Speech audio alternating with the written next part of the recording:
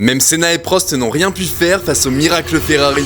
On est en 1988 au Grand Prix d'Italie à Monza, le temple de la vitesse, et la situation est claire. McLaren, avec Senna et Prost, a remporté les 11 premières manches du championnat. Et sur ce circuit faisant la part belle au moteur, il n'y a aucune raison que cela change. Mais ce Grand Prix a une saveur particulière puisque 3 semaines plus tôt, Enzo Ferrari, le fondateur de la Scuderia, s'est éteint à l'âge de 90 ans. Monza devient alors bien plus qu'une course, c'est un hommage national. Mais sur le papier, Ferrari n'a aucune chance. Les McLaren sont plus rapides, plus fiables, plus efficaces. Ayrton Senna signe d'ailleurs la pole position juste devant Alain Prost et les deux Ferrari 3e et 4e. Et la course se déroule bien pour les McLaren qui restent première et deuxième jusqu'à l'abandon d'Alain Prost pour problème moteur. Le premier abandon d'une McLaren cette saison. Les Ferrari sont désormais 2 et 3. Et à 8 tours de l'arrivée, Senna compte toujours 25 secondes d'avance sur la Ferrari pilotée par Gerhard Berger, mais on lui indique de baisser son rythme pour préserver son moteur. Les Ferrari donnent alors tout pour attraper la McLaren, mais à 2 boucles de l'arrivée, Berger compte encore 5 secondes de retard sur Senna. C'est peu, mais c'est encore trop pour être comblé en 2 tours. Mais dans l'avant-dernier tour, alors que Senna est sur le point de doubler un énième retardataire, il tente une manœuvre risquée, percute la voiture, part en tête à queue et se retrouve dans le mauvais sens. On se dit alors qu'il va repartir, mais le moteur cale, c'est l'abandon pour Senna. Les deux Ferrari se retrouvent alors en tête du Grand Prix pour la première fois et signent un doublé inespéré, Gerhard Berger devant Michele Alboreto. Et abonne-toi pour plus d'histoires de ce genre.